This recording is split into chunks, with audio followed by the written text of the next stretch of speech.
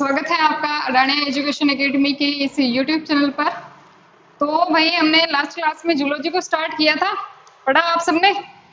Zoology start की थी, इसके अंदर हमने मानव का रक्त परिसंचरण तंत्र जो है लेसन नंबर 24 24वां लेसन है अपना, वो स्टार्ट किया था। और उसके अंदर हमने सबसे पहला जो अपना टॉपिक है वो स्टार्ट किया था ब्लड। ब्लड, अगर कोई बच्चे ने वो क्लास नहीं देखी है तो आप प्लीज पहले वो क्लास देखिए, ताकि ये जो आगे उससे चल रहा है वो समझ में आए आपको। तो ब्लड हमने स्टार्ट किया था, ब्लड के कंपोनेंट्स पढ़े थे हमने, क्या क्या घटक होते हैं ब्लड में। मेनली हमने दो कंपोनेंट्स पढ़े थे, प्लाज्मा और रक्त कणिकाएं। प्लाज्मा उसका क्या बनाती है, तरल भाग बनाती है, और रक्त कणिकाएं क्या बनाती है, ब्लड का ठोस, ठीक है, सॉलिड पार्ट बनाती है। ठीक है, फिर प्लाज्मा को हमने पढ़ लिया था। रक्त कणिका के अंदर तीन प्रकार की रक्त कणिका होती है, डब्ल्यूबीसी, आरबीसी, डब्ल्यूबीसी और प्लेटलेट्स। आरबीसी को हमने कंप्लीट कर लिया है लास्ट क्लास के अंदर। आज हम पढ़ने वाले हैं डब्ल्यूबीसी और प्लेटलेट्स पढ़ेंगे। और अगर टाइम मिल गया, टाइम बच गया तो अपना जो रक्त है उसके भी रक्त के जो कार्य है, फंक्शंस है, वो भी आज हम कंप्लीट कर लेंगे। ठीक है, तो चलिए स्टार्ट करते हैं। अपनी आज का टॉपिक है डब्ल्यूबीसी का। डब्ल्यूबीसी, डब्ल्यूबीसी का पूरा नाम क्या होता है? White blood corpuscles. White blood cells भी बोलते हैं, व्हाइट ब्लड कार्पसल्स भी बोलते हैं। ठीक है, इसी को हम क्या कहते हैं? श्वेत रक्त कणिका बोलते हैं। श्वेत रक्त कणिका, देखिए इसके बहुत सारे नाम है। ठीक है, अभी एक एक करके पढ़ेंगे हम क्या क्या नाम है, क्यों बोलते हैं उनको। श्वेत रक्त कणिका बोलते हैं, श्वेताणु भी बोलते हैं इसे। ठीक है, श्वेत रक्त कणिका क्यों बोलते हैं वो भी बताऊंगी मैं आपको। और क्या इसका साइंटिफिक नेम क्या है? ल्यूकोसाइट। क्या नाम है? ल्यूकोसाइट। एक मिनट, मार्कर काम नहीं कर रहा है, दूसरा ले लेते हैं। हाँ, तो और क्या बोलते हैं इसको? ल्यूकोसाइट। ल्यूकोसाइट का मतलब, इसका जो साइंटिफिक नेम है वो है ल्यूकोसाइट। ठीक है जी, चलिए नेक्स्ट देखते हैं हम इसे कि डब्ल्यूबीसी जो है इसको क्या कहा जाता है? शरीर की सैनिक कणिका कहा जाता है। क्या कहा जाता है? शरीर की सैनिक कणिका कहा जाता है। अच्छा, अब जब इसके फंक्शन पढ़ेंगे ना हम, सैनिक कणिका क्यों कहा जाता है, तो थोड़ा सा मैं अभी आपको यहाँ पे बता देती हूँ। सैनिक कणिका, सैनिक कौन है? जो हमारी रक्षा करते हैं, हमारे देश की रक्षा करते हैं। ठीक है, ये किसकी रक्षा करती है? हमारी बॉडी की रक्षा करती है। बाहर से जितने भी विषाणु हो, प्रोटोजोआ हो, कोई रोग कारक हो, रोग कारक बोल देते हैं, पैथोजेंस जो होते हैं, रोग कारक अगर हमारे शरीर में आते हैं, हमें नुकसान पहुंचाते हैं, तो ये कणिकाएं क्या करती है? उनको नष्ट कर देती है। ठीक है, अब हमारी जो है रोगों से सुरक्षा कर रही है ये। ठीक है, इस वजह से इनको क्या कहा जाता है? शरीर की सैनिक कणिका भी कहा जाता है। क्या कहा जाएगा? शरीर की सैनिक कणिका भी कहा जाएगा। इसकी खोज की अगर मैं बात करूं, इसकी खोज किसने की? तो एक वैज्ञानिक हुए जिनका नाम है विलियम एडिसन। क्या नाम है? William Edison. Out of course है ये, विलियम एडिसन। इन्होंने सबसे पहले डब्ल्यूबीसी की खोज की। ठीक है, तो डब्ल्यूबीसी की खोजकर्ता कौन है? विलियम एडिसन है। नेक्स्ट पॉइंट हम देखते हैं कि ये रक्त की सबसे बड़ी कोशिका है। रक्त की सबसे बड़ी कोशिका है, ध्यान रखिएगा। कल हमने डब्ल्यूबीसी, आरबीसी और प्लेटलेट्स को पढ़ा। आरबीसी पढ़ी, डब्ल्यूबीसी को आज पढ़ ही रहे हैं, प्लेटलेट्स भी हो जाएगी अपनी। तो हमने ये कहा था कि जो आरबीसी होती है ना, वो क्या होती है? संख्या में ज्यादा होती है। ब्लड के अंदर इन तीनों में से संख्या में अगर सबसे ज्यादा होती है तो वो होती है अपनी आरबीसी। संख्या में क्या होती है? ज्यादा होती है। ठीक है, लेकिन साइज क्या होती है? इनकी छोटी होती है। संख्या में बहुत ज्यादा होगी, साइज छोटी होगी। लेकिन ये जो डब्ल्यूबीसी है ना, वो हमारी रक्त की सबसे बड़ी कणिका या सबसे बड़ी कोशिका कह लीजिए आप, सबसे बड़ी कोशिका। ठीक है, सबसे बड़ी कणिका या सबसे बड़ी कोशिका होती है। कौन होती है? डब्ल्यूबीसी होती है। ध्यान रखिएगा, सब संख्या में ज्यादा कौन है? आरबीसी, लेकिन साइज में सबसे बड़ी कौन है? डब्ल्यूबीसी। ठीक है, चलिए नेक्स्ट हम देखते हैं, आवर्णी कोशिका भी कहा जाता है इसे। आवर्णी कोशिका क्यों कहा जाता है भाई? लास्ट क्लास में देखो अपन है ना, कंपेयर करके पढ़ेंगे तभी आपको याद होंगे। ठीक है, आरबीसी जब हमने पढ़ा तो आरबीसी में हमने क्या देखा कि इसके अंदर क्या होता है? हीमोग्लोबिन होता है। और हीमोग्लोबिन क्या करता है, क्या काम करता है? दो काम होते हैं इसके हीमोग्लोबिन के मेनली। एक तो ऑक्सीजन को कैरी करना, ऑक्सीजन को हमारे पूरे शरीर में, शरीर के भागों तक पहुंचाना, जो कि आरबीसी में होता है। ठीक है, दूसरा क्या काम करता है ये? ब्लड को या फिर आरबीसी को लाल रंग प्रदान करता है।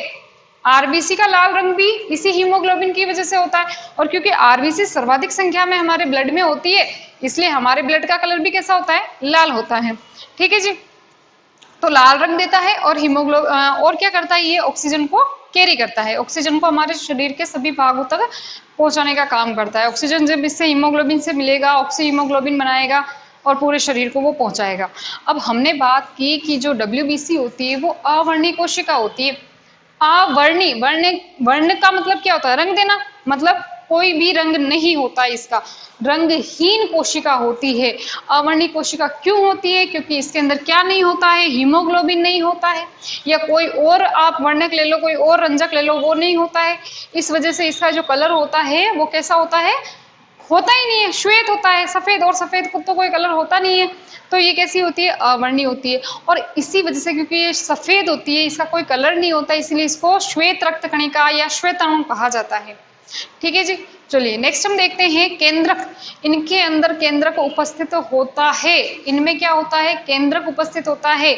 आरबीसी में केंद्रक अनुपस्थित था, आरबीसी में केंद्रक नहीं था। WBC में क्या होगा, केंद्रक उपस्थित होगा। ठीक है, आरबीसी में केंद्रक नहीं था, WBC में केंद्रक है, क्या केंद्रक क्या होगा, उपस्थित होगा। ठीक है, मतलब हम केंद्रक को क्या कहते हैं, कोशिका का दिमाग, तो मतलब इनमें दिमाग है। ठीक है, इंटेलिजेंट कोशिकाएं हैं ये। चलिए नेक्स्ट हम देखते हैं निर्माण। देखिए कोई भी अपने रक्त कणिका ले लो, आप आरबीसी ले लो, WBC ले लो, प्लेटलेट्स ले लो, इनका जो निर्माण होगा ना वो होगा लाल अस्थि मज्जा के अंदर ही। जो लाल अस्थि मज्जा होता है अपना, उसी के अंदर किसका निर्माण होता है, तीनों कणिकाओं का निर्माण होता है। ठीक है, तो WBC का निर्माण भी कहाँ हो रहा है, लाल अस्थि मज्जा में। इसके साथ साथ और कहाँ होता है, लसिका उत्तक के अंदर इसका निर्माण होता है। लाल अस्थि मज्जा और लसिका उत्तक दोनों में किसका निर्माण हो रहा है, WBC का निर्माण हो रहा है।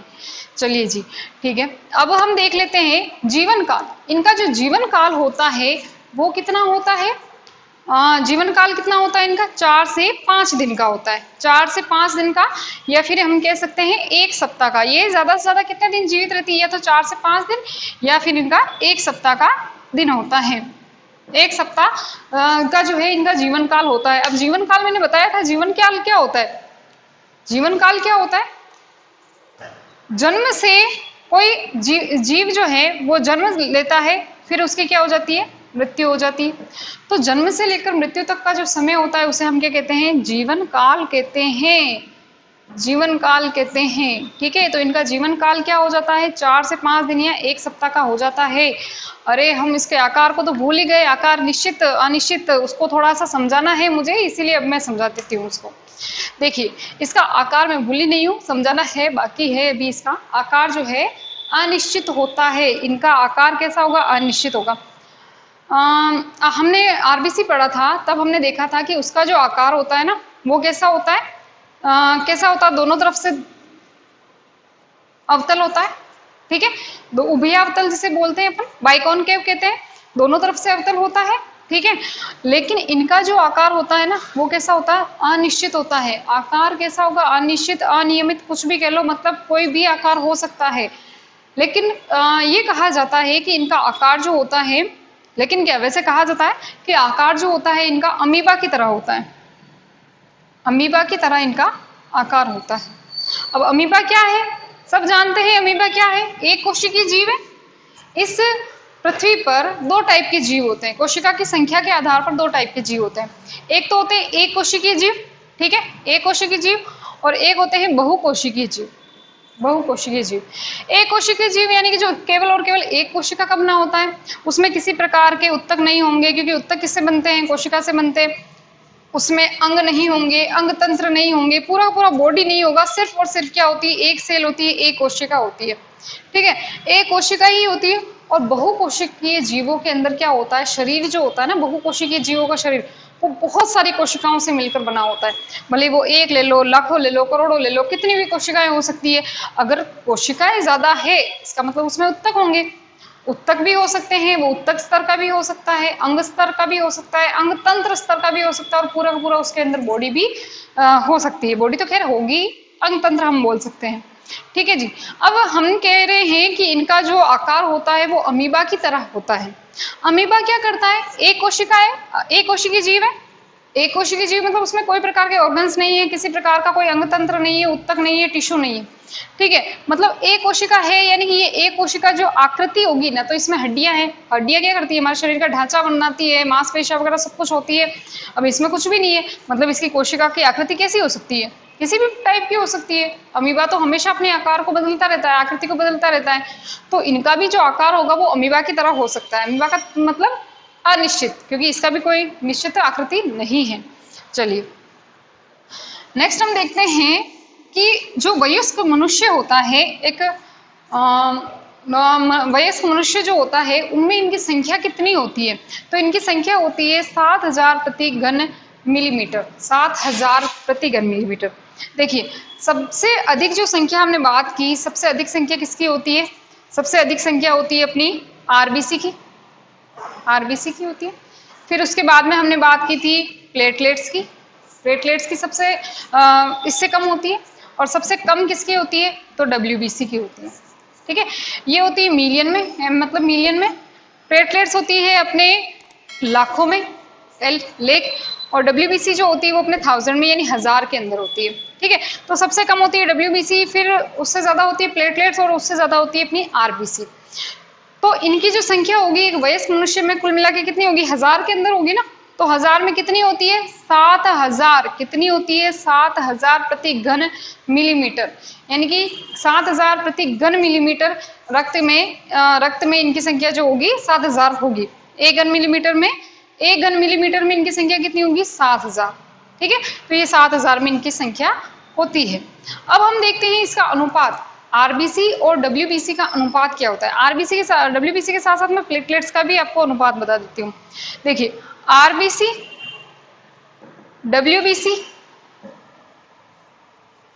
और प्लेटलेट्स, आरबीसी का अनुपात कितना होता है, 600, डब्ल्यूबीसी का 1, और जो प्लेटलेट्स होती है उनका अनुपात होता है अपने 40। ठीक है, यानी कि सबसे अधिक तो आरबीसी, फिर प्लेटलेट्स और फिर डब्ल्यूबीसी। ठीक है, तो आरबीसी डब्ल्यूबीसी अगर नॉर्मली पूछ लिया जाए कि आरबीसी डब्ल्यूबीसी का अनुपात कितना है, तो 600 अनुपात 1, और प्लेटलेट्स का भी याद रख लेना 40।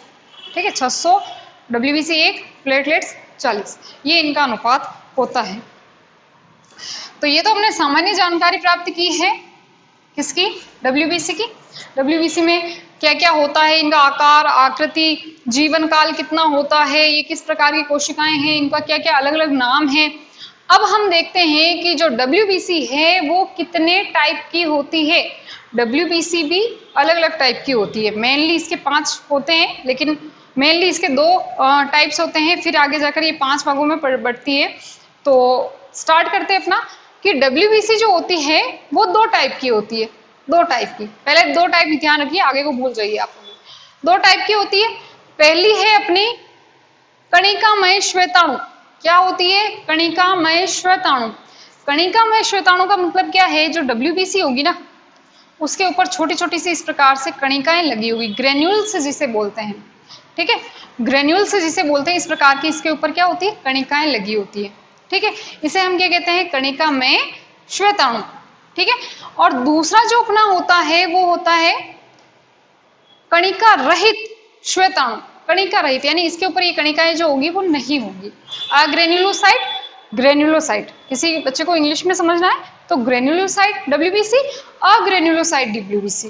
ठीक है, ग्रेन्युलोसाइट यानी कणिका मय श्वेताणु यानी जिसमें कणिका होगी, और अकणिका रहित या कणिका रहित श्वेताणु जिसे हम कहते हैं अग्रेन्युलोसाइट। ठीक है, चलिए नेक्स्ट हम देखते हैं कि कणिकामय श्वेताणु जो है वो 3 टाइप की होती है, और कणिका रहित जिसमें कणिका नहीं होती है वो 2 टाइप की होती है। ठीक है, कणिकामय तो 3 टाइप की, कौन कौन सी, याद रखिए। पहला है न्यूट्रोफिल। क्या है, न्यूट्रोफिल, हिंदी में भी इसे न्यूट्रोफिल ही कहा जाएगा। न्यूट्रोफिल हिंदी में भी क्या कहते हैं, न्यूट्रोफिल। दूसरा है अपना इओसिनोफिल। क्या होगा, इओसिनोफिल, हिंदी में भी इओसिनोफिल। ठीक है, इंग्लिश में तीसरा जो है वो है अपना बेसोफिल। क्या है, बेसोफिल। पहला न्यूट्रोफिल, इओसिनोफिल और बेसोफिल। ठीक है, न्यूट्रोफिल, इओसिनोफिल और बेसोफिल, ये 3 टाइप किसके होते हैं, कणिकामय, जिसके ऊपर कणिका लगी होगी, अभी हम इसमें तीनों में पढ़ेंगे, इनमें कणिकाएं कणिकाएं लगी होती है, ठीक है। और दूसरा जो है अपना कणिका रहित श्वेताणु, कणिका रहित श्वेताणु वो कितने प्रकार का होता है? 2 प्रकार का होता है, 2 टाइप का होता है। पहला है एक केंद्रकाणु, हिंदी में क्या बोलते हैं इसे? एक केंद्रकाणु, एक केंद्रकाणु, और इंग्लिश में इसे क्या बोलेंगे? मोनोसाइट्स। क्या बोलेंगे? मोनोसाइट्स, ठीक है। एक केंद्रकाणु यानी मोनोसाइट्स। दूसरा है अपना लसीकाणु, क्या बोलते हैं इसे? लसीकाणु, और इंग्लिश में क्या बोलते हैं इसे? लिम्फोसाइट्स। क्या बोलेंगे? लिम्फोसाइट्स। एक केंद्रकाणु, मोनोसाइट्स, लसीकाणु, लिम्फोसाइट्स। चलिए अब हम देखते हैं कि जो डब्ल्यूबीसी, अभी हमने बात की थी कि सबसे ज्यादा तो अपनी आरबीसी होती है, और सबसे ज्यादा जो है ब्लड के अंदर आरबीसी होती है, आरबीसी सबसे ज्यादा होती है, ठीक है, पूरा अगर ब्लड की बात करें। अब हम डब्ल्यूबीसी की बात करते हैं। जो डब्ल्यूबीसी होती है उसमें सबसे ज्यादा कौन सी कणिका होती है? ये जो पांचों ना, इन सबको भूल जाओ, ये पांचों को ध्यान में रखो। इन पांचों के अंदर से सबसे ज्यादा कणिका कौन सी होती है? सबसे ज्यादा कौन सी होती है? तो न्यूट्रोफिल सबसे ज्यादा कणिकाएं होती, मतलब सबसे ज्यादा पाई जाती है। कौन होती है? न्यूट्रोफिल सबसे ज्यादा की अगर बात की जाए, किसमें? डब्ल्यूबीसी में, ब्लड में नहीं। ब्लड में तो अपनी आरबीसी होती है, सबसे ज्यादा होती है ना, तो ब्लड में तो सबसे ज्यादा आरबीसी होती है। आरबीसी को हटाओ, अभी सिर्फ हम क्या देखेंगे? डब्ल्यूबीसी। डब्ल्यूबीसी में 5 टाइप की है कोशिकाएं, तो पांचों में से सबसे ज्यादा कौन सी होती है? तो न्यूट्रोफिल होती है, सबसे ज्यादा न्यूट्रोफिल पहले नंबर पे, सबसे ज्यादा में न्यूट्रोफिल। सबसे कम कौन सी होती है? तो इसी का एक पार्ट है, ठीक है, कणिका में का पार्ट है ये। तो सबसे ज्यादा क्या होती है? सबसे कम होती है, सबसे कम, और ये सबसे ज्यादा होती है। न्यूट्रोफिल सबसे ज्यादा होगी, बेसोफिल सबसे कम होगी, ठीक है। नेक्स्ट हम देखते हैं कि अपना जो ब्लड है उसमें सबसे बड़ी, ओवरऑल अगर बात की जाए तो सबसे बड़ी कणिका कौन सी है? अपनी डब्ल्यूबीसी है। अभी भी हमने पढ़ा था ना यहाँ पे, सबसे बड़ी, रक्त की सबसे बड़ी कोशिका, ठीक है, डब्ल्यूबीसी तो है, लेकिन इस डब्ल्यूबीसी में भी सबसे बड़ी कौन सी है इन पांचों में से? तो ध्यान रखिए, सबसे बड़ी कौन सी है? मोनोसाइट्स। कौन सी हो जाएगी? मोनोसाइट्स, ठीक है। और सबसे छोटी कौन सी हो जाएगी? लसीकाणु। क्या हो जाएगी? लसीकाणु। इसीलिए मैंने इसको इस सीक्वेंस में लिखा है ताकि आपको याद करने में आसानी रहे, ठीक है। देखिए, सबसे ज्यादा न्यूट्रोफिल, सबसे कम बेसोफिल डब्ल्यूबीसी में।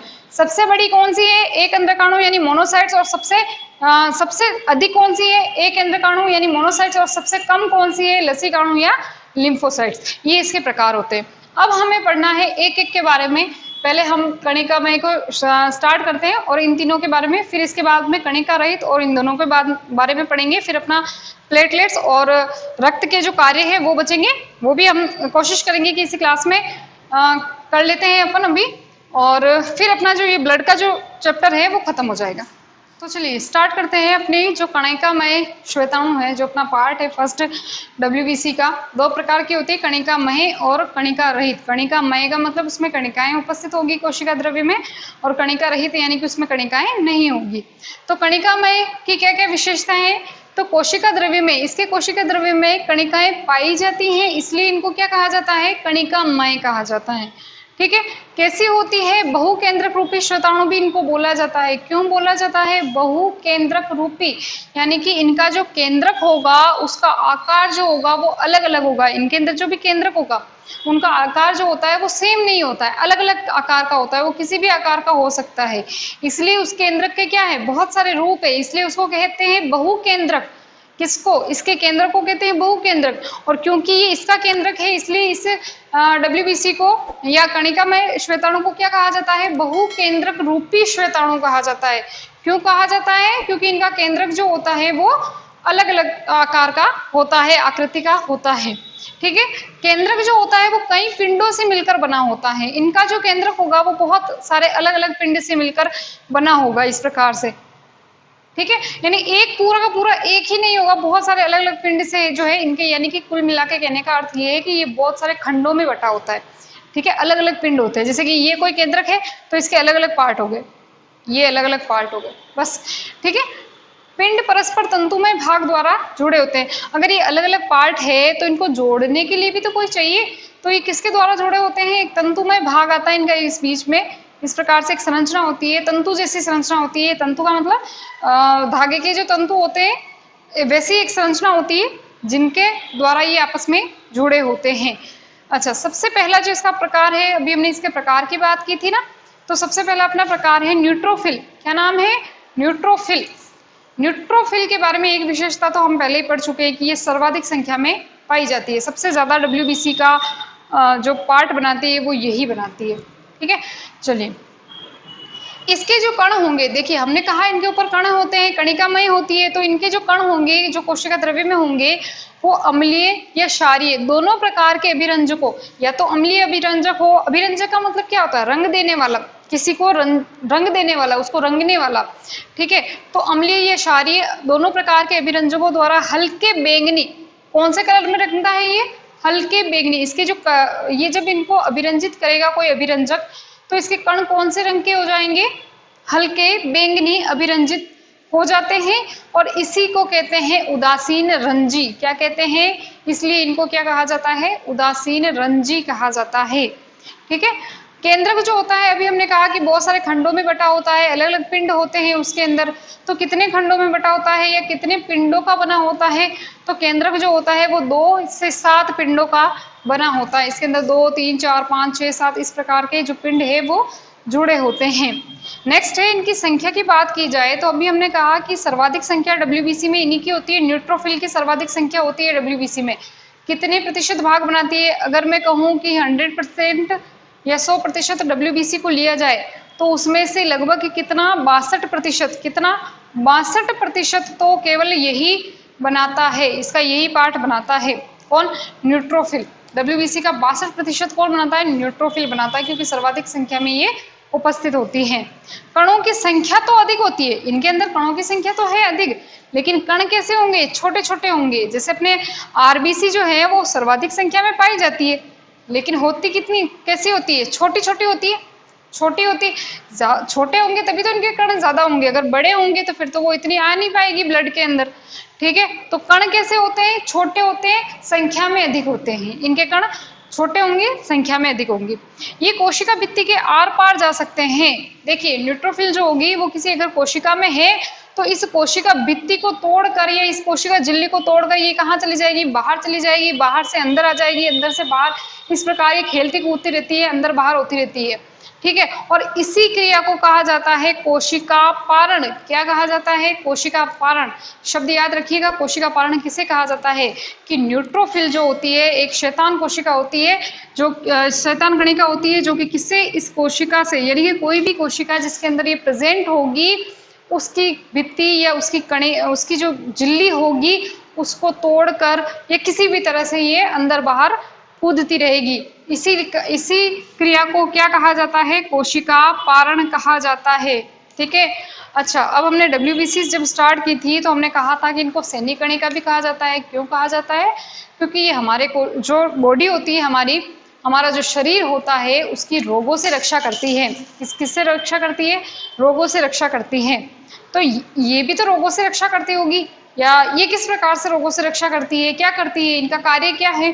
तो देखिए इनका कार्य क्या है कि ये जो है हमारे शरीर में बाहर से कोई बैक्टीरिया आ रहा है, बाहर से कोई जीवाणु हमारे शरीर को नुकसान पहुंचाने के लिए आ रहा है, और या फिर बाहरी कोई भी पदार्थ हो, एलर्जन के लिए तो अलग कोशिका है खैर, लेकिन फिर भी बाहर से कोई भी पदार्थ हो जो हमारे शरीर को नुकसान पहुंचाने के लिए आ रहा है, हमारे शरीर को रोगी बनाने के लिए आ रहा है, या हमें बीमार करने के लिए आ रहा है, तो ये उनको क्या कर देती है? नष्ट कर देती है।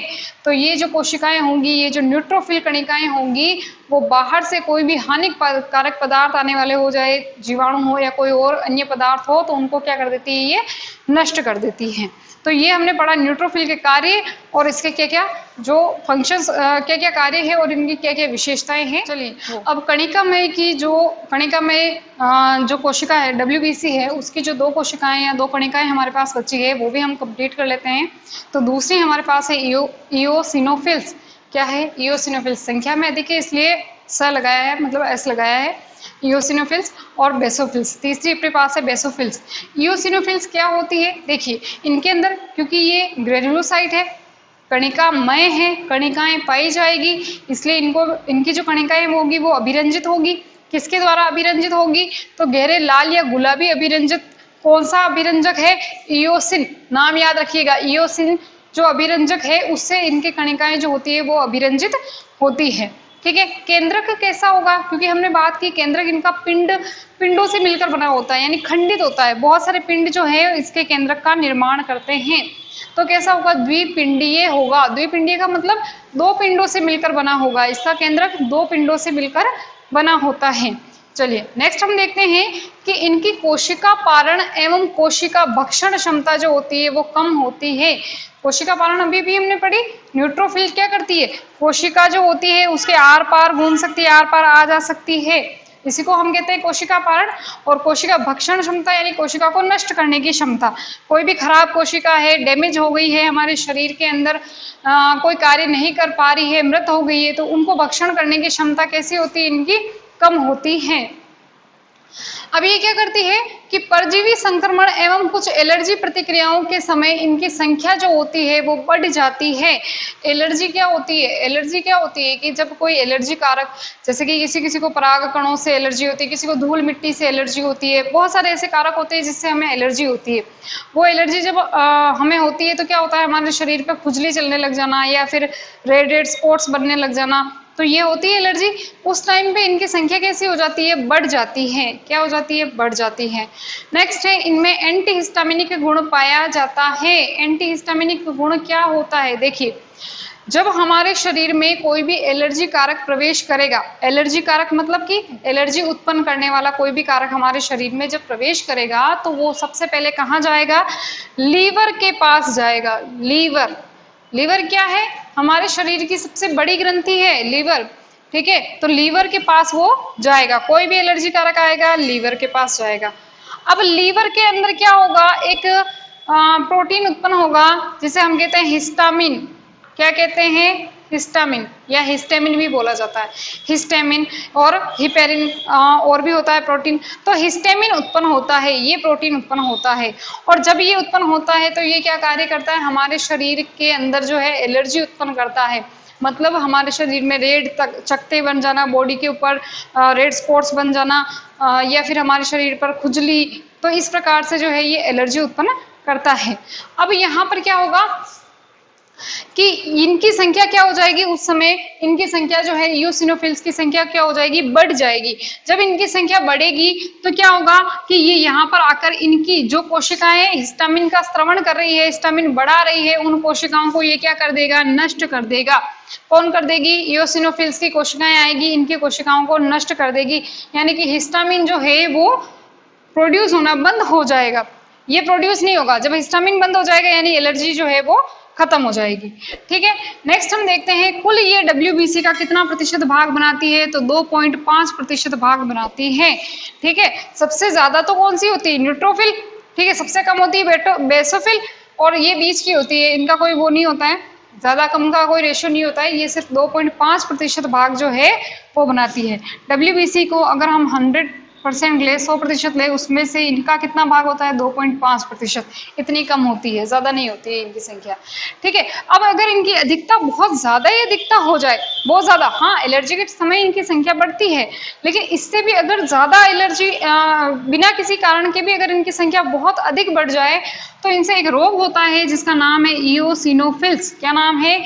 इयोसिनोफिल्स। ये रोग हो जाता है शरीर के अंदर। ठीक है जी, और कार्य क्या है? तो शरीर में प्रतिरक्षण करने का कार्य है। प्रतिरक्षण का मतलब क्या है? रक्षा, रोगों की प्रतिरक्षा करना। कोई भी रोग आ रहा है हमारे शरीर के अंदर, एलर्जी हो, चाहे कोई रोग हो, विषाणु हो, बैक्टीरिया हो, और मेनली जो है ये प्रोटोजोआ और वायरस।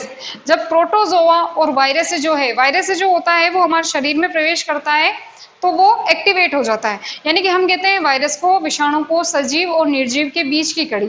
जब हमारे शरीर से बाहर रहता है तब तो वो कैसा होता है? निर्जीव होता है।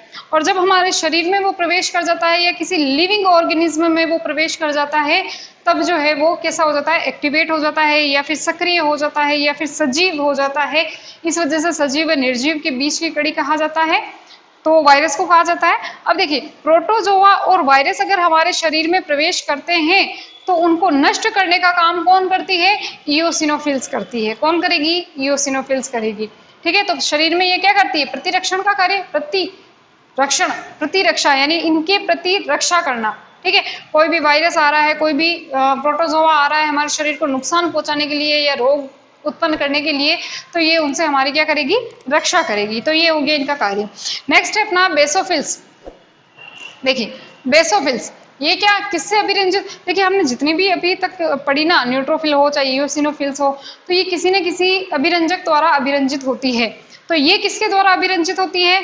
तो ये है एक क्षारीय अभिरंजित आता है जिसका नाम है मिथाइलिन ब्लू। क्या नाम है? Methylene blue. इससे ये गहरे नीले अभिरंजित, और कलर कैसा हो जाता है इनका? नीला हो जाता है, नीले अभिरंजित होते हैं। केंद्रक जो होता है वो 2 या 3 पिंडों का बना होता है। इनके अंदर केंद्रक जो होगा वो 2 से 3 पिंड का बना होता है। ये द्विपिंडी होती है, यानी 2 पिंडों का बना होता है। ये 2-3 पिंडों का बना हो सकता है। और हमने कहा था कि ये जो है WBC का सबसे कम पार्ट बनाती है, या हम कहें कि WBC में सबसे कम जो होती है वो यही होती है। कितने प्रतिशत भाग होती है? 0.5%। 0.5% भाग जो है ये बनाती है। सबसे ज्यादा तो कौन सी होती है? न्यूट्रोफिल। सबसे कम कौन सी होती है? बेसोफिल्स। ठीक है, सबसे ज्यादा न्यूट्रोफिल, सबसे कम बेसोफिल्स। तो यहाँ पर हमारी जो कणिकी है या कणिकामय जो WBC है वो इनके 3 प्रकार हमने पढ़े हैं। अगला अब हम पढ़ेंगे कणिका रहित WBC। क्या पढ़ने वाले हैं? कणिका रहित WBC। चलिए नेक्स्ट हम देखते हैं कणिका रहित श्वेताणु। कणिकामय श्वेताणु किसे कहते हैं? जिनमें कणिकाएं उपस्थित होती है। कणिका रहित जिनमें कणिकाएं नहीं होगी, मतलब इनको किसी भी अभिरंजक की भी जरूरत नहीं है। ठीक है, इनका केंद्रक जो होता है वो कैसा होता है? अंडाकार होता है, अंडे के आकार का अंडाकार होता है।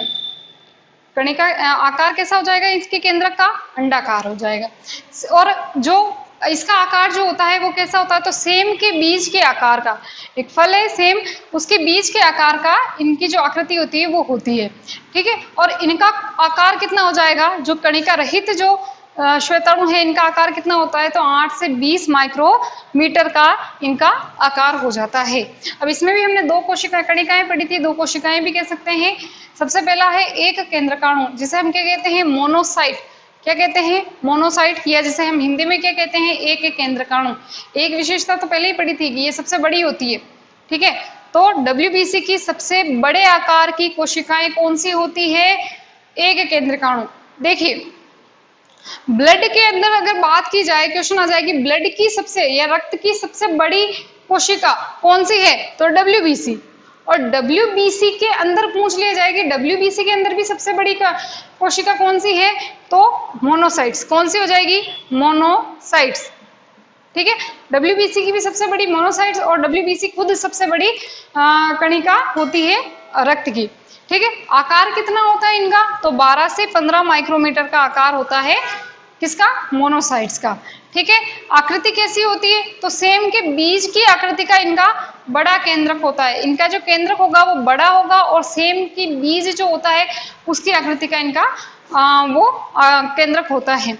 नेक्स्ट है कि ये भक्षणकारी कणिका होती है। भक्षणकारी यानी किसी को नष्ट करना, किसी का भक्षण करना, है ना। भक्षण का मतलब किसी को मारना, किसी को नष्ट करना।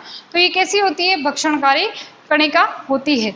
अब क्या होता है कि ये रुधिर से यानी ब्लड से कहाँ चली जाती है? उत्तकों के अंदर, उत्तक में चली जाती है, और वहां जाकर ये बहुत बड़ी हो जाती है, बहुत बड़ी हो जाती है, इसलिए इनको बड़ी कोशिका कहा जाता है।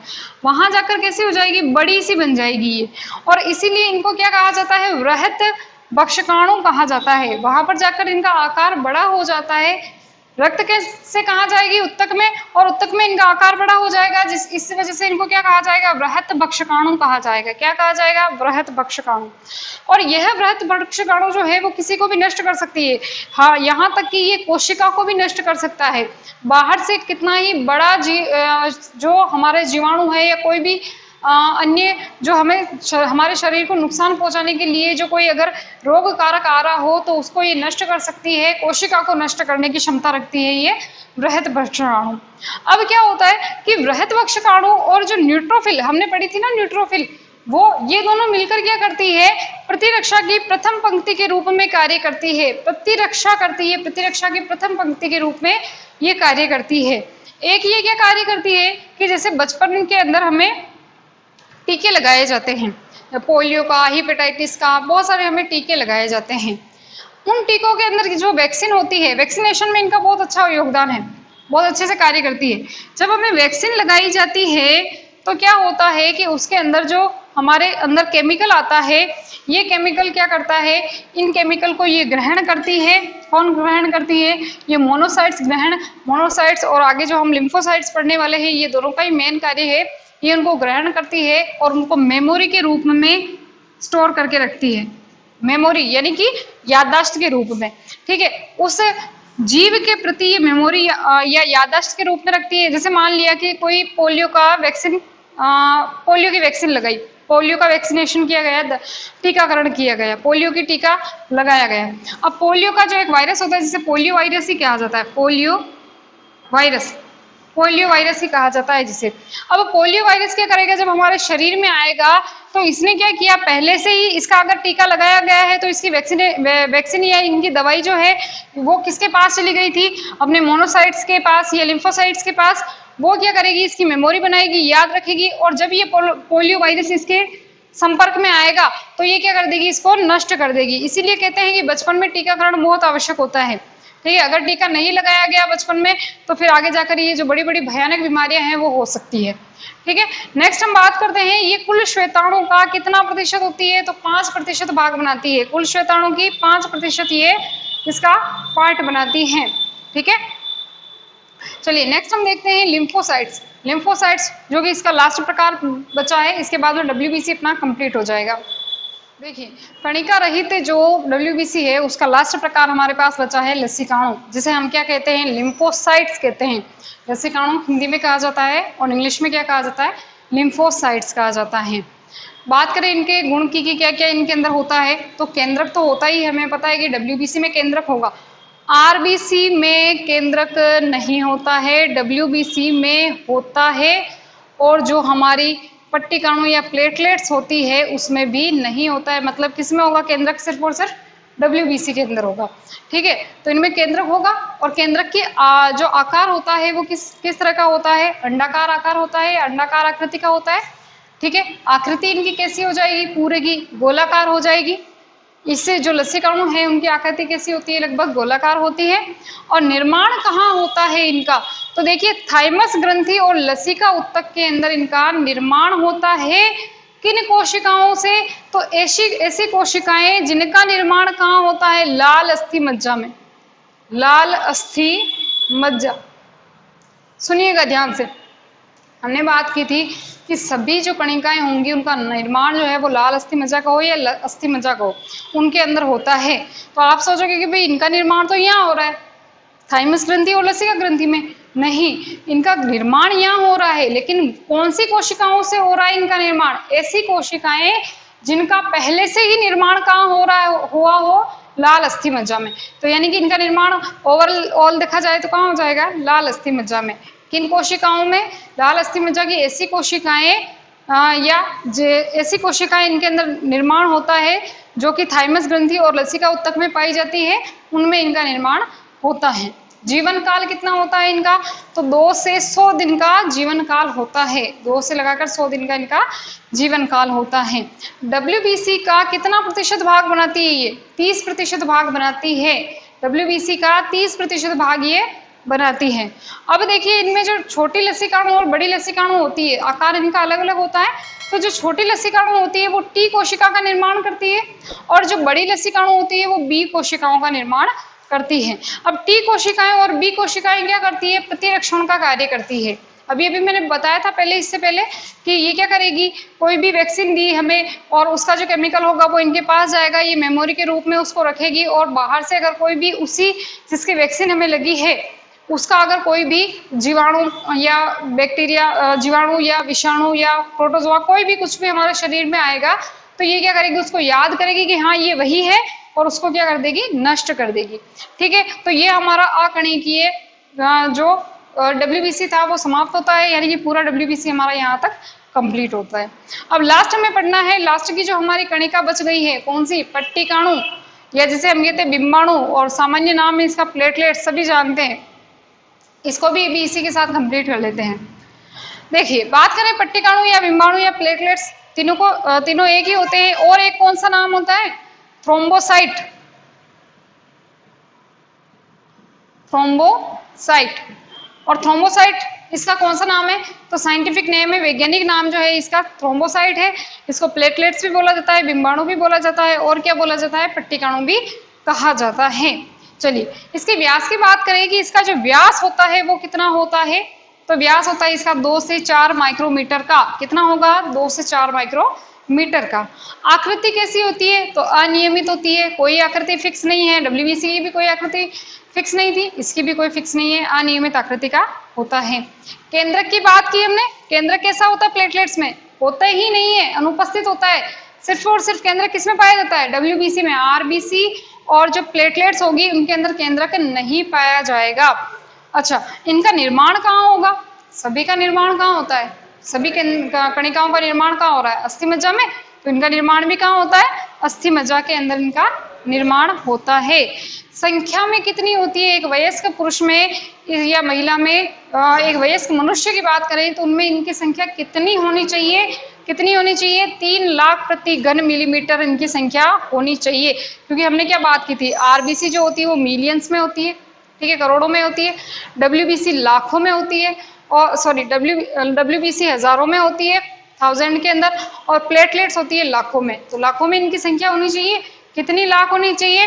तो 3 लाख प्रति घन मिलीमीटर होनी चाहिए, ठीक है। जीवन काल कितना होता है इनका? तो जीवन काल होता है 5 से 7 दिन का। आपकी बुक के अंदर ये लिखा गया है, मैंने इसी को बता रही हूँ कि 5 से 7 दिन का आपके इसमें टाइम ड्यूरेशन दिया गया है। इसका जीवन काल, लाइफ स्पेन जो है वो 5 से 7 दिन का दिया गया है, या लगभग अगर पूछा जाए तो 9 दिन का इनका लाइफ स्पेन होता है, या जीवन काल जिसे कहा जाता है होता है। लेकिन अपने को अगर आ जाए तो क्या लिखना है? 5 से 7 दिन, क्योंकि आपकी बुक में यही लिखा गया है, और जो बुक में लिखा गया है वही राइट होता है, तो आप वही लिखें, ठीक है जी। अच्छा, अब इनकी मृत्यु कहाँ होगी? जीवन होगी तो कोई भी सजीव है वो जिएगा, या उसका जन्म होगा तो उसके बाद उसकी मृत्यु तो निश्चित है ही, मृत्यु तो होगी ही। कहाँ होगी मृत्यु?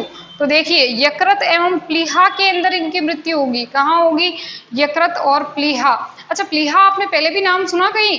हाँ सुना, आरबीसी के अंदर। आरबीसी का भी जो मृत्यु होती है वो प्लीहा में होती है, इसलिए प्लीहा को आरबीसी का कब्रिस्तान भी कहा जाता है, शमशान भी कहा जाता है।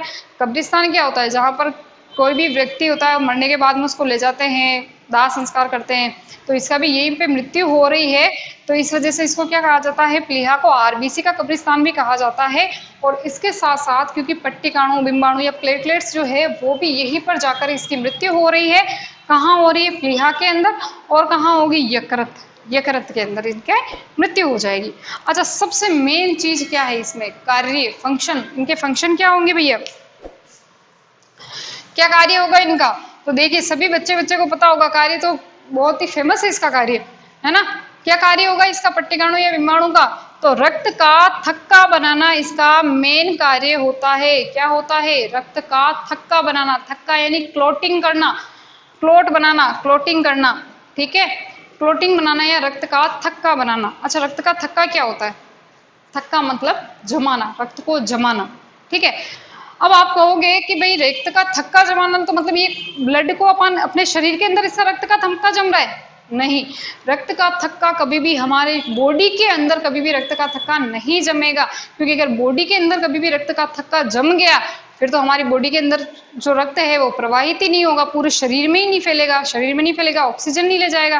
क्योंकि रक्त के साथ साथ क्या जाएगी? आरबीसी जाएगी, आरबीसी के साथ साथ क्या जाएगा? हीमोग्लोबिन, हीमोग्लोबिन से कौन जुड़ा होता है? ऑक्सीजन। तो ऑक्सीजन नहीं पहुंच पाएगा, इसका मतलब तो व्यक्ति की मृत्यु हो जाएगी। अगर ये रक्त का थक्का जमाने का काम करेगी फिर तो हमारे शरीर में ब्लड जो है एक जगह से दूसरी जगह जा ही नहीं पाएगा, व्यक्ति की मृत्यु हो जाएगी, ठीक है। तो ये क्या काम करता है कि हमारे शरीर में ब्लड का जो है, ब्लड का, रक्त का थक्का तो जमाता है लेकिन शरीर के अंदर नहीं, शरीर के बाहर जमाता है। कभी मान लीजिए चोट लग गई, चोट लग गई, दर्द हो रहा है, खून निकल रहा है बाहर, ठीक है। अब खून ऐसा तो अगर मान लीजिए कि ये चीज नहीं होती तो खून तो हमारा शरीर का निकलता ही जाता, निकलता ही जाता, ठीक है। इससे तो हमारे शरीर में रक्त की कमी हो जाती, रक्त की कमी हो जाती तो फिर तो कोई कार्य हो ही नहीं पाता, बिना रक्त के तो कुछ हो ही नहीं पाता है, ठीक है ना। तो ये क्या करती है कि हमारे शरीर में शरीर के बाहर जो है ब्लड का क्या करती है, थक्का जमा देती है, रक्त का क्या करती है, थक्का जमा देती है, जिसकी वजह से हमारे शरीर से सारा रक्त बाहर नहीं निकल पाता है। कभी भी चोट लगेगी, उसमें ध्यान दीजिएगा आप कि आप देखोगे कि चोट लगने के बाद 5, 7, 10 या 8, 10 मिनट बाद में क्या हो जाता है, वहां पर वो पपड़ी जैसा जम जाता है, थक्का जम जाता है, उसका ब्लड जो है सूख जाता है, जम जाता है। किसने जमाने का काम किया? वो इसी पट्टिकाओं या प्लेटलेट्स को बोल दो, या क्या कह सकते हैं अपन, बिम्बाणु कह सकते हैं, थ्रोम्बोसाइट कह सकते हैं, इतने सारे ढेर सारे नाम है इनके। तो इनमें से जो है इसी ने क्या किया, रक्त का थक्का जमा कर हमारी जान बचा ली, हमारे शरीर से ब्लड को बाहर जाने से रोक लिया। किसने रोक लिया? थ्रोम्बोसाइट ने। अब इतनी बार मैंने इसके कार्य बता दिए, इसका मतलब आपको यहाँ पर तो याद हो ही गया होगा। ठीक है जी। अब ये हमारा जो ब्लड का जो सबसे बड़ा जो पार्ट था, क्या पार्ट था? ब्लड के अंदर 2 पार्ट थे, प्लाज्मा और रक्त कणिका। ये दोनों पार्ट जो है हमारे खत्म हो चुके हैं। अब ब्लड का कंपोनेंट्स वाला पार्ट जो है वो खत्म हो चुका है। अब हमें स्टार्ट करना है रक्त के कार्य क्या क्या है। अब बहुत सारे कार्य तो हमने वैसे इनके अंदर ही पढ़ लिए, ठीक है, फिर भी और कार्य पढ़ लेते हैं जो क्योंकि एग्जाम की परीक्षा की दृष्टि से बहुत इंपॉर्टेंट है कि रक्त के क्या क्या कार्य होते हैं। ठीक है, तो वो चलिए स्टार्ट करते हैं अपना रक्त के कार्य, फंक्शन क्या क्या होते हैं ब्लड के। चलिए अब इसका हमारा जो ब्लड है उसका लास्ट टॉपिक बचा है, इसके रक्त के कार्य, उसको कंप्लीट कर लेते हैं। उसके बाद में हमारा जो रक्त है, मतलब रक्त का जो टॉपिक है वो समाप्त हो जाएगा। ठीक है जी। पहला इसका कार्य है ऑक्सीजन का परिवहन। क्या कार्य है इसका? ऑक्सीजन का परिवहन। याद कीजिए आरबीसी को, आरबीसी लास्ट क्लास में पढ़ा था। आरबीसी में क्या होता है? आरबीसी के अंदर क्या होता है? हीमोग्लोबिन। हीमोग्लोबिन, हीमोग्लोबिन क्या करता है? ऑक्सीजन को बाइंड करता है, और ऑक्सीजन को बाइंड करके हीमोग्लोबिन बनाता है। और इसी के साथ साथ ये ऑक्सीजन को क्या करता है? हमारे पूरे शरीर के अंदर पहुंचाने का कार्य करता है, क्योंकि जहां जहां हीमोग्लोबिन जाएगा वहां वहां ऑक्सीजन जाएगा। हीमोग्लोबिन कहाँ जाएगा? जहां आरबीसी जाएगा, और आरबीसी किसके साथ जाता है? रक्त के साथ के। यानी कि रक्त जहां जाएगा आरबीसी वहां जाएगा, आरबीसी वहां जाएगा जहां हीमोग्लोबिन भी उसके साथ जाएगा, और हीमोग्लोबिन के साथ साथ ऑक्सीजन भी जाएगा। मतलब पूरे शरीर के अंदर क्या करता है? रक्त जो है पूरे शरीर के अंदर घूमता है, तो उसके पूरे शरीर के अंदर जो जब वो घूमेगा तो उसके साथ साथ वो किसको अपने साथ ले जाएगा? ऑक्सीजन को ले जाएगा। यानी कि हमारे शरीर की प्रत्येक कोशिका कह लो, प्रत्येक अंग कह लो, प्रत्येक ऊतक कह लो, सभी तक ऑक्सीजन तो चाहिए। प्रत्येक कोशिका को हमारे ऑक्सीजन चाहिए। अगर कोशिका के अंदर ऑक्सीजन की पूर्ति नहीं हुई, उसके अंदर ऑक्सीजन नहीं पहुंचा, तो वो कार्य करना बंद कर देगी, और कार्य करना बंद किया तो फिर तो कोई भी शरीर जो है वो अपना संतुलन खो देगा, कार्य करना ही बंद कर देगा, इससे मृत्यु हो जाएगी। तो कोशिका तक जो है, प्रत्येक कोशिका तक रक्त जो है वो क्या करता है? ऑक्सीजन की पूर्ति करवाता है। ठीक है, हीमोग्लोबिन को साथ बांधेगा और आरबीसी को भी अपने साथ ले जाएगा रक्त, और आरबीसी के साथ साथ ऑक्सीजन भी चला जाएगा। तो प्रत्येक कोशिका, प्रत्येक ऊतक, प्रत्येक अंग तक जो है ऑक्सीजन रक्त क्या करता है? ऑक्सीजन को ले जाने का काम करता है। नेक्स्ट है कार्बन डाइऑक्साइड का परिवहन। कार्बन डाइऑक्साइड का परिवहन करता है। जब हम भोजन करते हैं तब क्या होता है? ग्लूकोज लेते हैं हम, और जब ऑक्सीजन लेते हैं हमारे शरीर में, तो ऑक्सीजन की उपस्थिति में ग्लूकोज क्या होता है? टूटता है, और उससे कार्बन डाइऑक्साइड बनता है। पाचन की क्रिया या जो श्वसन की क्रिया होगी तब हम पढ़ेंगे उसके अंदर कि ऑक्सीजन जो है कार्बन डाइऑक्साइड जो है उससे बाहर निकलता है। अब कार्बन डाइऑक्साइड को जो हमारे शरीर की कोशिकाओं में बना है उसको वापस कहाँ तक ले जाना है? फेफड़ों तक ले जाना है, फिर फेफड़ों से बाहर निकालना है। तो यहाँ पे यानी कि फेफड़ों के अंदर भी कौन लेके आएगा? कौन लेके आएगा? रक्त ही लेके आएगा, क्योंकि रक्त क्या करता है उसको? रक्त जो है, रक्त के अंदर जो हीमोग्लोबिन होता है वो ऑक्सीजन को तो बाइंड करता ही है, इसके साथ साथ वो कार्बन डाइऑक्साइड को भी बाइंड करता है, कार्बन डाइऑक्साइड को भी जोड़ता है, और इस तरह से वो फेफड़ों तक लाकर फिर शरीर से बाहर निकालने में हेल्प करता है। ठीक है जी। दूसरा है खाद्य पदार्थों का वितरण। वितरण यानी कि प्रत्येक कोशिका तक भोजन को पहुंचाना। सारी कोशिकाएं इतनी मेहनत करती है बेचारी पूरे दिन भर, उनको ऑक्सीजन भी चाहिए और उनको भोजन भी चाहिए। अब भोजन जो है वो कोई ना कोई लेके तो जाएगा ना, अब हमने परिसंचरण तंत्र की परिभाषा पढ़ी, तब हमने क्या देखा था, ऐसा तंत्र जो सभी पदार्थों को बॉडी के प्रत्येक भाग तक पहुंचाने का काम करे परिसंचरण तंत्र कहलाता है। और क्योंकि ये कार्य कौन करता है, रक्त करता है, तो इसी वजह से इसको क्या कहा जाता है, रक्त परिसंचरण तंत्र कहा जाता है। कुल मिला के ये कार्य तो हमने उसी के अंदर पढ़ लिए थे, बस अब डिटेल से पढ़ना है इसको, ठीक है। तो खाद्य पदार्थों का वितरण यानी कि प्रत्येक कोशिका, प्रत्येक ऊतक, प्रत्येक अंग तक ले जाने का काम भी कौन करेगा, रक्त करेगा। रक्त जो है, रक्त के अंदर वो खाद्य पदार्थ घुलेंगे, मिलेंगे और वो प्रत्येक पार्ट तक इसको ले जाएगा, ठीक है। नेक्स्ट है दैहिक ताप का नियमन। हमारे शरीर के अंदर जो तापमान होता है, स्वस्थ व्यक्ति के शरीर का तापमान कितना होता है, 37 डिग्री सेल्सियस, 37 डिग्री सेल्सियस होता है ना। तो इसका तापमान का नियंत्रण भी कौन करता है, रक्त ही करता है। हमारे शरीर के तापमान को निश्चित कौन बनाए रखेगा, रक्त बनाए रखेगा, ठीक है। दूसरा है हार्मोन का संवहन, हार्मोनों का भी संवहन करता है ये। हमारे शरीर के अंदर ग्रंथियां, ग्रंथियों का भी अपना पार्ट है इसके अंदर, 12th के अंदर ग्रंथियों का जो पार्ट है हम पढ़ेंगे, उनसे बहुत सारे हार्मोन्स निकलते हैं और उन हार्मोन्स को एक जगह से दूसरी जगह तक पहुंचाने का काम कौन करता है, या उनके संवहन का काम कौन करता है, तो ब्लड उनके संवहन का काम करता है। नेक्स्ट है रोगों से बचाव। अब रोगों से बचाव तो अभी भी हमने पढ़े, डब्ल्यूबीसी के कार्य जब पढ़े ना हमने, डब्ल्यूबीसी को पढ़ा। डब्ल्यूबीसी क्या होती है, हमारे शरीर की सैनिक कणिका, या इसको फाइटर सेल भी कहा जाता है, बॉडीगार्ड सेल भी कहा जाता है, बॉडीगार्ड कोशिका कहा जाता है। बॉडीगार्ड क्या काम करता है, किसी की रक्षा करने का काम करता है। सैनिक क्या काम करते हैं, हमारे देश के जवान क्या काम करते हैं, हमारे देश की रक्षा करने का काम करते हैं। तो ये भी हमारी सैनिक कणिका है हमारे शरीर की। अगर ये नहीं होगी तो हमारे बहुत सारे रोग जो है हमारे शरीर में प्रवेश कर जाएंगे, हमारे शरीर में बहुत सारे रोग कारक प्रवेश कर जाएंगे, जिससे हमारे शरीर में बहुत सारे रोग हो सकते हैं और फिर तो व्यक्ति के बचने की संभावना ही समाप्त हो जाती है। तो ये क्या करता है, हमारे शरीर में रोगों से बचाव करता है। कौन करता है, ब्लड करता है। ब्लड क्यों करता है, क्योंकि ब्लड के अंदर क्या होती है, डब्ल्यूबीसी होती है। और डब्ल्यूबीसी क्या है, हमारे शरीर की सैनिक कणिका है, जो कि हमारे शरीर में आने वाले जितने भी पैथोजेंस होते हैं, पैथोजेंस का मतलब रोग कारक जो होते हैं, जो रोग फैलाते हैं, जैसे वायरस हो गया, जीवाणु, बैक्टीरिया हो गया, प्रोटोजोआ हो गया, ठीक है, एलर्जी कारक कुछ हो गए, तो उन सभी को क्या करता है, ये नष्ट करता है। कौन करती है, डब्ल्यूबीसी करती है। और डब्ल्यूबीसी किसमें होती है, ब्लड। तो ओवरऑल ब्लड का काम हो गया ना, ये क्या काम हो गया, रोगों से बचाव करने का, रोगों से बचाने का। नेक्स्ट है चोट की मरम्मत। देखिए चोट लग जाती है तो उसकी मरम्मत भी कौन करता है, तो उसकी चोट की मरम्मत करती है अपनी डब्ल्यूबीसी। डब्ल्यूबीसी को फेगोसाइट्स भी कहते हैं, ठीक है ना। तो ये क्या करती है, हमारी चोट लगने पर चोट की मरम्मत करती है। अगर उसकी मरम्मत नहीं करेगी तो वो चोट जो है वो वैसी की वैसी रह जाएगी, मतलब हमारा जो दर्द है वो कभी समाप्त ही नहीं होगा, ठीक है। तो चोट की मरम्मत का कार्य भी कौन करती है, अपनी डब्ल्यूबीसी करती है, ठीक है।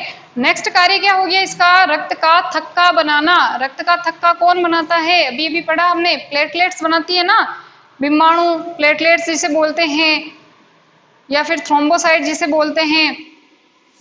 तो ये क्या काम करती है, हमारे शरीर के अंदर रक्त का थक्का बनाती है। अगर चोट लग जाए तो हमारे शरीर से रक्त जो है कोशिकाओं से बाहर बहने लगेगा। अब जब वो बाहर बहने लगेगा और अगर उसका रक्त का थक्का नहीं जमा, इसका मतलब क्या है कि अगर रक्त का थक्का नहीं जमा तो सारा शरीर का सारा जो ब्लड होगा वो शरीर से बाहर निकल जाएगा, बचेगा कुछ नहीं। तो इतने सारे काम हो पाएंगे क्या, अगर ब्लड नहीं होगा तो ये जो कार्य है हम पढ़ रहे हैं वो हो पाएंगे, नहीं हो पाएंगे। तो शरीर व्यक्ति की जो है वो अपने आप ही मृत्यु हो जाएगी। इसके लिए कुछ ऐसी चीज होना चाहिए जो इस ब्लड को रोक दे, इस ब्लड को क्या करे, शरीर के अंदर रोक दे। और शरीर के अंदर रोकने के लिए उसको क्या करना पड़ेगा, वहां पर जमना पड़ेगा या इसको जमाना पड़ेगा, ठीक है। कोई भी मान लीजिए नाली टूट गई है, उससे पानी बाहर निकल रहा है, तो हम क्या करते हैं, यहाँ पर कुछ ऐसी चीज जमा देते हैं, पत्थर डालो या ईंट डालो, कुछ भी, ताकि पानी जो है बाहर नहीं निकले। तो ये भी क्या करेगा, रक्त को यहाँ पर जमा देगा। कौन जमाएगी, प्लेटलेट्स जमाएगी। प्लेटलेट्स के अंदर कुछ क्लोटिंग फैक्टर होते हैं, जैसे फाइब्रिन है ना, प्रोथ्रोम्बिन, इस प्रकार के कुछ फैक्टर्स होते हैं जो क्या काम करते हैं, रक्त का थक्का जमाने का काम करते हैं, ठीक है, जो कि रक्त को बाहर नहीं जाने देंगे, रक्त को वहीं पर रोक लेंगे, ठीक है जी। तो रक्त का थक्का जमाने का काम कौन करता है, प्लेटलेट्स करती है। और प्लेटलेट्स किसमें होती है, प्लेटलेट्स किसमें होती है, ब्लड के अंदर। तो ब्लड एक तरह का क्या कर रहा है, रक्त का थक्का जमाने का काम खुद ही कर रहा है, ठीक है।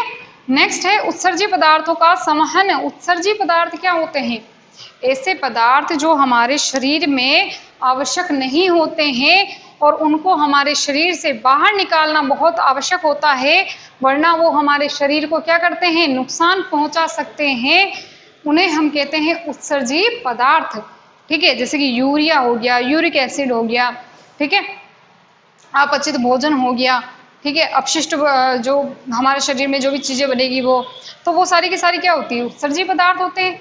उनको हमारे शरीर से क्या करना है, बाहर निकालना है। उसका काम कौन करेगा, रक्त करेगा। कैसे करेगा, ध्यान दीजिए। अभी अभी हमने पढ़ा खाद्य पदार्थों का वितरण सभी जगहों तक पहुंचाने का काम करता है, यानी कि इसके अंदर सारी जो चीजें होगी वो घुल मिल जाएगी। हमारे शरीर में जितने भी कंपोनेंट्स, जितना भी जो भी कुछ खाएंगे पिएंगे, कोई भी कुछ भी हो, वो सब रक्त के अंदर मिल रहा है। अब इसके अंदर भी क्या होगा, उत्सर्जी पदार्थ जो होंगे वो रक्त के अंदर मिल जाएंगे। उनको कहाँ तक लाना है, चाहे हमारे मलाशय बोलो, हम जहाँ मल एकत्रित होता है, या वृक्क जिसके अंदर जैसे हम यूरिया की बात करें, यूरिया है, अपशिष्ट पदार्थ है ये भी, उनको वृक्क तक ले जाने का, वृक्क यानी किडनी से चुनकर वो बाहर निकलते हैं ना अपशिष्ट पदार्थ, तो वहां तक ले जाने का, जहां जहां उनको पहुंचाना है वहां तक पहुंचाने का काम कौन करता है, ये ब्लड ही करता है। ये ब्लड ही सभी काम करता है। उत्सर्जी पदार्थों को शरीर से बाहर निकालने का काम भी ब्लड ही करेगा, ठीक है।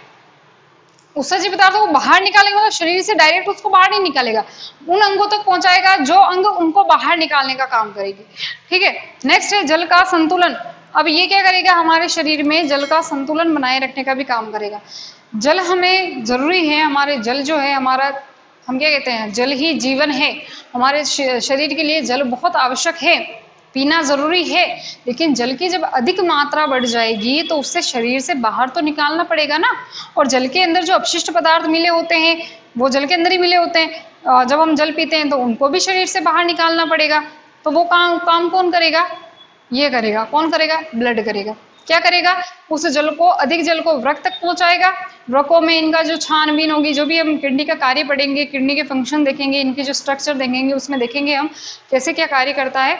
तो वो ब्लड को वहां तक पानी को पहुंचाएगा, और जो अपशिष्ट पदार्थ होगा वो उसमें घुलेगा, और उनको भी वो यूरिया के थ्रू बाहर निकालेगा, ठीक है। नेक्स्ट है रोगों का निदान। लास्ट अपना पॉइंट है रोगों का निदान। चाहे किसी इंसान को, किसी को भी कोई भी बीमारी हो जाती है, कहाँ जाता है, डॉक्टर के पास जाता है। डॉक्टर क्या कहता है, ब्लड का सैंपल लेता है, सैंपल लिया और उसको चेक करेगा, भाई इसमें क्या क्या प्रॉब्लम है क्या नहीं है, वो जो भी होगी उनकी क्रियाएं वो करेंगे। यानी कि ब्लड के थ्रू अपन रोगों का निदान कर सकते हैं, रोग का पता लगा सकते हैं कि क्या प्रॉब्लम है इस ब्लड के अंदर, ठीक है, कौन सा रोग हो गया है इस व्यक्ति को, उसका पता लगा देंगे तो उसकी दवाई जब देंगे तो वो अपने आप ठीक हो जाएगा। यानी कि रोगों का निदान भी किसके द्वारा होता है, ब्लड के द्वारा होता है। रोगों का निदान करता है, रोग बीमारियों का पता लगाकर उनका उपचार किया जाता है ब्लड के थ्रू, ठीक है जी। तो ये अपने हो गए रक्त के कार्य। तो आज की हमारी क्लास यहीं तक, हमने ब्लड को जो है पूरा कंप्लीट कर लिया है।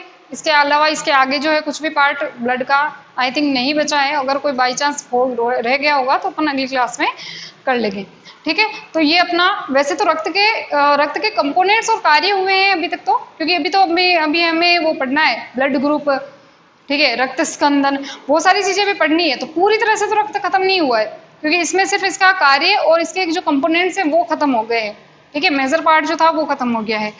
इसके अंदर आपको यदि कोई डाउट हो तो आप कमेंट बॉक्स में जरूर कमेंट करें। वैसे तो डाउट्स के लिए हमने कोई छोड़ा ही नहीं है, लेकिन फिर भी अगर कोई डाउट हो तो कमेंट्स करके ज़रूर बताएं, लाइक करें, शेयर करें और सब्सक्राइब करें। और अगर किसी को और क्लासें नहीं मिल पा रही है तो वो प्लेलिस्ट में जाकर चेक कीजिए, उसमें सारे आपको सभी विषय की सारी क्लासें जो है वो मिल जाएगी। Thank you.